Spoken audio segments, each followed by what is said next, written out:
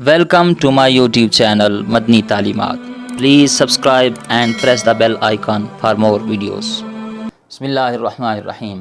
معزز سامعین کرام، سوال ہے کہ رات کے وقت عورت پر غسل فرض ہوا اور پھر وہ بنا غسل کیے سو گئی اور صبح اٹھ کر غسل کیے بغیر ہی ناپاکی کی حالت میں، جنابت کی حالت میں گھر کے کام کاج شروع کر دیے، کھانا وغیرہ تیار کیا، گھر کی صفائی وغیرہ کی، تو اس کے بعد جا کر اس نے غسل کیا اور پاکی حاصل کی، تو کیا ایسا کرنا کسی بھی عورت کے لیے جائز ہے یا نہیں؟ شریعت مطہرہ اس بارے میں کیا کہتی ہے، رہنمائی فرما دیں.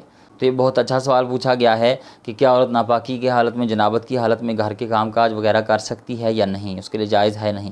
تو اس حوالے سے یاد رکھیں، غسل کرنے میں اتنی تاخیر کرنا تو جائز ہے کہ رات کو میاں بیوی نے ہم بستری کی اور صبح نماز فجر سے پہلے اٹھ کر غسل کر لیا اور نماز فجر کا اہتمام کیا، تیاری کی، نماز فجر ادا کر لی، تو اتنی تاخیر کرنا جائز ہے. حضرت عمر رضی اللہ تعالیٰ عنہ نے نبی کریم صلی اللہ تعالیٰ علیہ وآلہ وسلم کی بارگاہ میں عرض کی، یا رسول اللہ، کئی مرتبہ رات کو مجھ پر غسل فرض ہو جاتا ہے احتلام کی وجہ سے یا جنابت کی وجہ سے، تو میرے لیے کیا حکم ہے؟ حدیث شریف کا مفہوم بیان کر رہا ہوں. تو نبی پاک صلی اللہ تعالیٰ علیہ وآلہ وسلم نے ارشاد فرمایا کہ عمر، تم رات کو نماز جیسا وضو کر لیا کرو اور سو جایا کرو، صبح نماز فجر سے پہلے اٹھ کر غسل کر لیا کرو، پاکی حاصل کر لیا کرو اور نماز فجر ادا کر لیا کرو. تو اتنی تاخیر تو جائز ہے کہ آپ نماز سے پہلے تک تاخیر کر سکتے ہیں، لیکن اتنی تاخیر کرنا کہ آپ کی نماز ہی قضا ہو جائے، نماز ہی رہ جائے، تو ایسا کرنا گناہ کبیرہ ہے.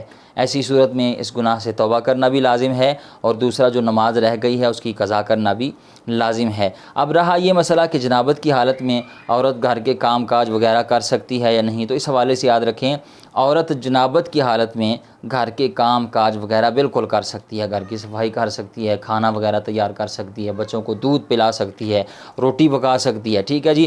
اس میں کسی قسم کی کوئی قباحت اور کراہت نہیں ہے، لیکن بہتر یہ ہے کہ جب وہ گھر کے کام کاج جنابت کی حالت میں کرنا چاہے تو کم از کم نماز جیسا وضو کر لے، وضو کر کے پھر وہ گھر کے کام کاج وغیرہ کرے اور پہلی فرصت میں وہ غسل کر کے پاکی حاصل کر لے. امید ہے آپ بات سمجھ گئے ہوں گے. اللہ تعالی ہمیں دین کی صحیح معنوں میں سمجھ بوجھ عطا فرمائے.